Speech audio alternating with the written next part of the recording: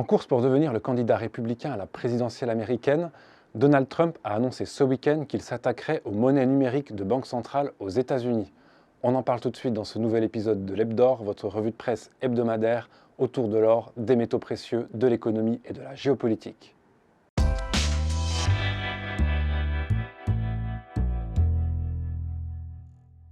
Aux États-Unis, à quelques mois de l'élection présidentielle qui aura lieu le 5 novembre prochain, la campagne des primaires a démarré il y a quelques jours et bat son plein pour les investitures. Du côté des démocrates, sauf renversement de situation, le président en exercice Joe Biden devrait être le candidat. Côté républicain, la bataille risque d'être de courte durée puisque ce week-end, le principal rival de Donald Trump, Ron DeSantis, s'est retiré de la course en annonçant soutenir l'ex-président, très loin devant dans les sondages. Donald Trump, justement, lors d'un meeting ce week-end à Portsmouth, dans le New Hampshire, a annoncé que s'il était élu, il interdirait la mise en œuvre d'un dollar numérique aux États-Unis. Le candidat à la Maison-Blanche avait déjà fait des déclarations pessimistes sur l'avenir du dollar américain. Mais pour Donald Trump, le choix de numériser la monnaie fiduciaire américaine en MNBC serait tout, sauf une bonne solution pour redresser la barre. Le e-dollar est déjà loin de faire l'unanimité aux États-Unis, et l'idée de donner autant de pouvoir aux banquiers de la Réserve fédérale hérisse désormais aussi le poil de l'ex-président américain. L'occasion de rappeler ce que sont ces fameuses MNBC, monnaies numériques de banque centrale. Souvent surnommées cash numérique, les MNBC sont l'équivalent de nos pièces et billets en mode numérique, sauf qu'elles sont émises par une banque centrale. C'est à la fin des années 2010 que les premières sont apparues afin de contrer l'influence des crypto-monnaies, telles que le Bitcoin ou encore l'Ethereum. Au passage, qu'est-ce qui distingue une MNBC d'une crypto-monnaie ? Principalement, c'est la décentralisation. Dans le monde des crypto-monnaies, la gouvernance est décentralisée. La validation des transactions en Bitcoin, Ethereum ou autres cryptos est effectuée par un réseau sans tiers de confiance.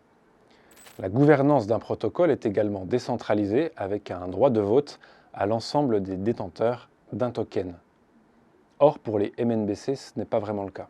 Destinée au grand public, la MNBC de détail compléterait l'émission de billets et de pièces. Les particuliers et les entreprises pourraient réaliser leur paiement avec une version virtuelle des espèces, tout en préservant leur anonymat et la confidentialité de l'opération. La Chine est l'un des pays les plus avancés en matière de MNBC. Elle travaille à l'avènement du yuan numérique depuis maintenant 2014. Une forte accélération s'est faite sentir en 2020 et des tests grandeur nature sont en cours depuis avril 2021. Des pays comme le Nigeria, les Bahamas ou les Caraïbes ont déjà lancé leur propre MNBC. En juillet 2023, la Chine annonçait que les transactions en yuan représentaient environ 222 milliards d'euros. Le 15 août dernier, c'était au tour de la Banque centrale russe de lancer les premiers essais de son rouble numérique, avec comme objectif de lutter contre les sanctions internationales. La Russie devenait alors le 21e pays dans le monde à avoir une monnaie numérique. Selon la BRI, la Banque des règlements internationaux, une organisation qui œuvre à la coopération monétaire et financière entre les États et dont le siège se situe à Bâle, en Suisse, 24 banques centrales devraient avoir lancé une version numérique de leur monnaie d'ici 2030. Parmi elles, l'actuel Premier ministre britannique, Rishi Sunak, nourrit depuis longtemps l'idée d'instaurer une livre sterling numérique.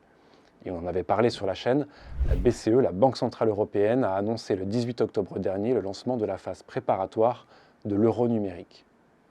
Comme nous le dit l'excellent Nicolas Perrin dans plusieurs articles du blog L'Or et l'Argent, l'objectif principal poursuivi par les États avec les MNBC est de pallier le risque qu'un cryptoactif géré de manière privée et décentralisée et faisant l'objet d'une myriade d'autres qualités qui font défaut aux devises étatiques ne prenne l'ascendant sur les monnaies à cours légal. Il s'agit donc avant tout d'un enjeu de souveraineté, d'où par exemple cette déclaration faite par François Villeroy de Galhau, qui dirige la Banque de France le 2 juillet 2021. Sur l'euro numérique, nous devons être prêts à agir aussi rapidement que nécessaire, sans quoi nous risquerions une érosion de notre souveraineté monétaire, ce que nous ne pouvons pas tolérer. Alors quels sont les avantages et inconvénients de ces monnaies numériques ? Un euro numérique aurait deux avantages. Tout d'abord, peu de gens le savent, mais les euros qui sont sur votre compte bancaire ne sont pas des euros émis par la BCE. Ils sont simplement une reconnaissance de dette de votre banque envers vous, pas plus. L'euro digital de la BCE est votre possession quoi qu'il arrive. Si le système bancaire s'écroule, le fonds de garantie des dépôts bancaires est si faible que les déposants des banques commerciales perdraient tous leurs avoirs. Une faillite généralisée. Avec un euro digital de la BCE, vous êtes protégé contre ce risque de crise systémique, comme l'explique Anis Lagenef. En effet, vous détenez de la monnaie de banque centrale, un privilège à ce jour détenu par les seules banques commerciales. Ensuite, ne dépendant pas des règlements interbancaires, les MNBC peuvent être utilisés à toute heure pour effectuer des règlements instantanés et en principe sécurisés grâce à une blockchain ou une autre technologie, explique Nicolas Perrin. Passons maintenant aux inconvénients, illustrés par cette déclaration d'Augustin Carstens, le directeur général de la BRI. La différence essentielle avec la MNBC est que les banques centrales auront un contrôle absolu des règles et règlements qui détermineront l'utilisation de ce passif de la banque centrale et nous aurons la technologie pour les faire respecter. Ce qu'il faut comprendre dans les propos de Carstens, c'est qu'avec les MNBC, les banques centrales auront tous les moyens techniques pour mettre en œuvre les taux négatifs sur les comptes courants. En résumé, sur le plan politique, Nicolas Perrin rappelle que les MNBC rendent possible la traçabilité en temps réel des transactions. Les euros, dollars, yens et autres devises de notre époque sont relativement anonymes et sans mémoire. Avec les MNBC, ils seront, à l'instar des bitcoins, porteurs de leur propre histoire. Les banques centrales auront donc la capacité de suivre tous les échanges de MNBC à la trace, ce qui a deux conséquences. Les autorités monétaires mettent bien sûr en avant le sempiternel argument de la lutte contre la corruption et le financement du terrorisme. Jusque-là, tout va bien. Cependant, le fait de rendre la population financière transparente vis-à-vis de l'État ouvre la voie à toutes les dérives dystopiques imaginables. Comme l'écrivait Luca Durbino dans The Economist le 8 mai 2021, une fois en place, les GovCoins pourraient devenir des panopticons permettant à l'État de contrôler les citoyens. Imaginez des amendes électroniques instantanées en cas de mauvais comportement. Autrement dit, les MNBC ouvrent potentiellement la porte à un système de crédit social à la chinoise, avec l'option Kill Switch qui va avec, c'est-à-dire le fait pour les autorités monétaires de vous couper l'accès à votre argent. À cela s'ajoutent tous les dangers liés à l'éventuelle disparition du cash, si d'aventure une MNBC finissait par remplacer l'argent liquide. Pour revenir au e-dollar contre lequel Donald Trump fait front, une tribune signée par 3 universitaires belges explique que les Américains ont intérêt à vite faire naître ce fameux e-dollar s'ils veulent conserver la suprématie du dollar dans le monde.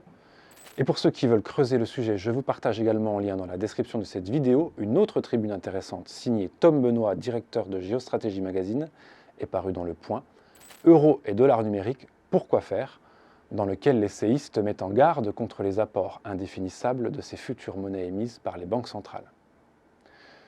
Dans tous les cas, il semblerait que l'on se dirige vers une digitalisation totale des transactions financières. Il restera quand même, malgré tout, toujours des actifs tangibles, au-devant desquels l'or, les pièces d'or qui restent bien entendu une valeur refuge, contrairement aux montres de luxe, nous dit Benjamin Rosor dans un article pour le blog L'or et l'argent, comment les montres de luxe ont perdu leur statut de valeur refuge à cause, entre autres, du développement du marché de l'occasion, des contrefaçons qui se multiplient ou des caprices du marché et des collectionneurs. Le cours de l'or, lui, ne fait pas de caprice malgré une petite baisse au cours de la semaine, comme l'analyse Veracash. Mardi dernier, alors que presque tout le monde était prêt à miser sa chemise sur une baisse des taux à partir de mars prochain, les banquiers centraux, dont certains étaient présents à la 54e édition du Forum économique mondial de Davos, ont clairement annoncé que ce calendrier ne serait probablement pas tenu. Autant dire que ce fut très moyennement reçu par les investisseurs et la plupart des places boursières mondiales, qui ont plus ou moins sévèrement accusé le coup.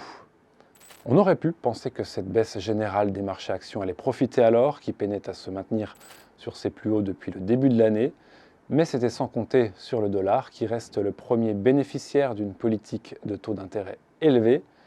D'ailleurs, l'euro est repassé sous la barre des 1,09 $, son niveau le plus faible depuis la mi-décembre. On voit ainsi que l'or atteint un creux à 2005 $ l'once, 1843 € mercredi 17 janvier en fin de journée, en dépit des perspectives inflationnistes qui auraient dû le maintenir à un niveau élevé. Les marchés financiers américains ont fini par revenir en territoire positif sur une semaine, portés par une apparente bonne santé économique du pays. Forcément, quand l'activité et la monnaie de la première puissance économique mondiale se portent bien en dépit des circonstances délétères, la confiance des investisseurs est stimulée. Et outre le marché des actions, celui des obligations reste attractif. Le dollar vient donc directement concurrencer l'or en termes de valeur de réserve, et c'est pourquoi on assiste à une baisse assez marquée de l'intérêt pour le métal précieux en ce moment. En terminant la semaine autour des 2030 $ l'once et 1862 € l'once, l'or montre malgré tout sa résistance aux turbulences économiques et sa résilience face aux vents contraires, qu'ils soient financiers ou politiques. Veracach nous rappelle enfin que Davos fut aussi l'occasion pour le président français Emmanuel Macron d'appeler les Européens à approfondir l'union des marchés de capitaux pour mieux capter et utiliser l'épargne accumulée par les particuliers et les entreprises. On vous laisse faire de cette information vos propres déductions. Voilà, c'est terminé pour aujourd'hui. Merci d'avoir suivi notre traditionnelle revue de presse et à mardi prochain pour une nouvelle revue d'actu.